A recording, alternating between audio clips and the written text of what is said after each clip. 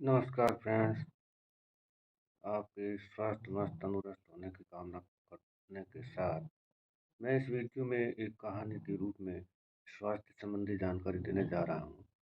कृपया ध्यानपूर्वक सुने, वीडियो को लगातार सुने, बहुत ही काम की चीज़ है।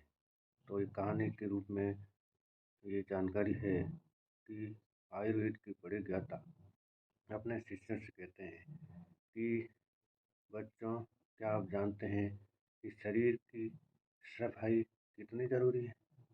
शरीर की सफाई बाहर की सफाई से मतलब नहीं, अंदर की सफाई के बारे में वो बता रहे थे। उन्होंने शिष्यों को बताया कि जब हम अंदर की सफाई करेंगे, तो ही हम स्वस्थ रह सकेंगे और रोगों से लड़ने की शक्ति बराबर बनी बनी रहेगी।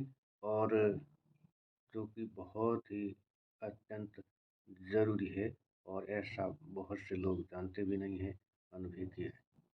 तो एक शिष्य ने गुरुजी से बोला, हाँ गुरुजी ज़रूर बताएं कि अंदर हमारे शरीर में जो गंदगी होती है उसको कैसे साफ किया जा सकता है और उसके क्या फ़ायदे हैं, और वो शरीर के अंदर गंदगी बनी रहती है तो उसके क्या नुकसान है।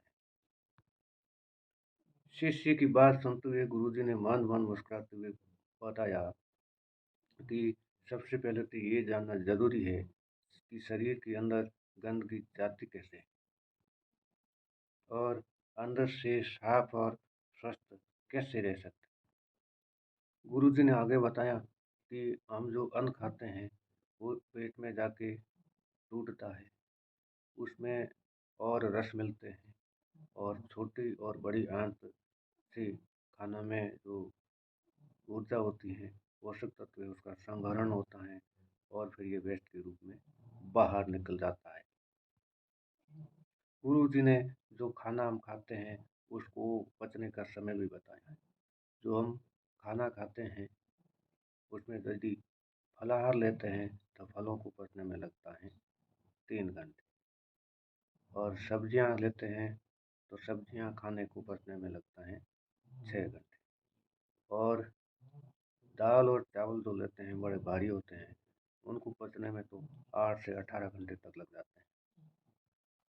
और एक बात गुरुजी ने ये बताई कि खाने में या भोजन में जितना अधिक पानी होता है, वो भोजन उतना ही हमारे शरीर के लिए फायदेमंद होता है और जल्दी पचता है।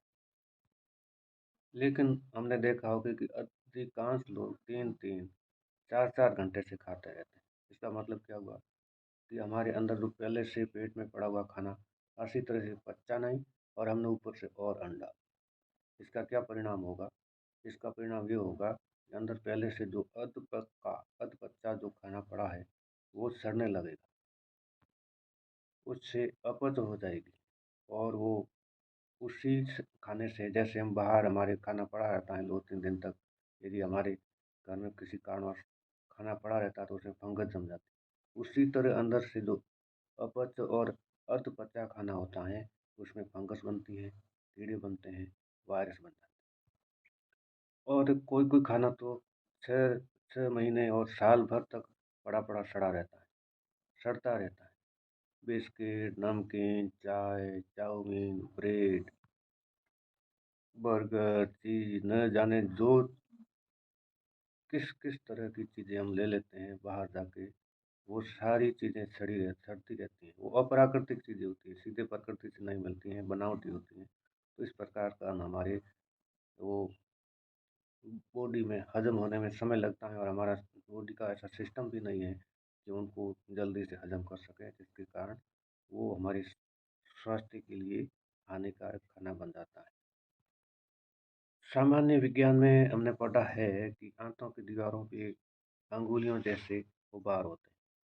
उन उभारों से क्या है, हमें जो खाना अंदर जाता है वो ऊर्जा का संग्रहण होता है, वो शरीर के अंदर ऊर्जा शोषित होती है और हमारा शरीर उससे स्फूर्तिवान बना रहता है। लेकिन जब उन्हीं दीवारों पर वो सड़ा गला अन्न चिपका रहता है, तो उसी सड़े गले अन्न से जो क्या कहते हैं, रोगाणु, विषाणु, जीवाणु और वेस्ट जो हानिकारक तत्व बनते हैं, वो हमारे खून के अंदर अवशोषित होने लगते हैं, और वो अवशोषण हमारे शरीर के हर अंग तक पहुँच जाता है, तो उससे हमारे हर अंग का कार्य डिस्टर्ब होता है, अवरोधित होता है, बाधित होता है और हम रोगग्रस्त होने लगते हैं।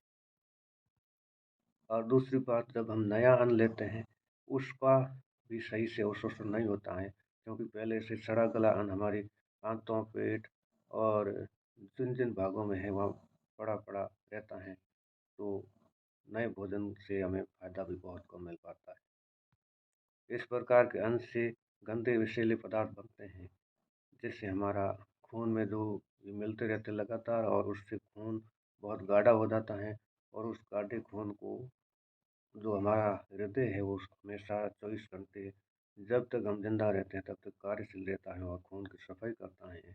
को बहुत ज़्यादा मेहनत करनी पड़ती है, जिससे हमारी बीपी बढ़ जाती है, कोलेस्ट्रॉल बढ़ जाता है। यही विषैले तत्व यदि हमारे श्वास नली में जम जाते हैं तो अस्थमा हो जाता है। यही विषैले पदार्थ गर्भावस्था क्या कहते हैं, बच्चेदानी में जाके जमा हो जाते हैं तो गांठ बन जाती है। यही विषैले पदार्थ ब्लेडर पेशाब की थैली में जमा हो जाते हैं तो पथरी हो जाती है। और पेट के कीड़े तो इसी से बनते हैं। कैंसर सेल, ट्यूमर, ये सारे इसी से बनते हैं। और जो कील, मुहासे, एक्जिमा, पिंपल, दाग धब्बे, सोराइसिस, सारे इसी कारण होते हैं। और मोटापा भी इसी कारण ही बढ़ता है। जॉइंट में, अंगुलियों में, कोहनी के, घुटनों के, पीठ में जो दर्द होता है, इस प्रकार के विषैले पदार्थ बन जाने के कारण ही होता है। और सबसे मुख्य बात यह है, जब हम खाने में ज़्यादा शुगर लेते हैं, शक्कर, और वो भी पूरी तरह से हजम नहीं होती हैं और वो भी खून में मिल जाती हैं, बढ़ती जाती हैं, और ऐसे ही शुगर भी इस कारण ही बढ़ती है। क्या करते हैं, अंदर तो वैसा का वैसा करते रहते हैं, बार बार अन्न खाना ठूंसते रहते हैं, और जब ये दुष्परिणाम देखते हैं तो हम डॉक्टर के पास जाते हैं और बाहर वाला जो दिखता है दुष्परिणाम उसका इलाज करवाते हैं, उससे हमें कोई फायदा नहीं मिलता। तो कहने का मतलब यह है कि जब तक हम शरीर के अंदर की सफाई नहीं करेंगे तब तक बाहरी इलाज से कोई फायदा नहीं मिलेगा। और इस वीडियो में तो इतना ही बताऊंगा, आगे ये बताएंगे कि इस तरह के अंदर की सफाई है करनी है, जो गंदगी फैल चुकी है इसके लिए क्या करना है, इसके बारे में आगे वाले वीडियो में बताऊंगा। और इस वीडियो में इस यहाँ तक बनने के लिए बहुत बहुत धन्यवाद। चैनल पर नए आए तो चैनल को ज्वाइन कर दें, बेल बटन ऑन कर दें। बाय बाय, अगले वीडियो तक के लिए।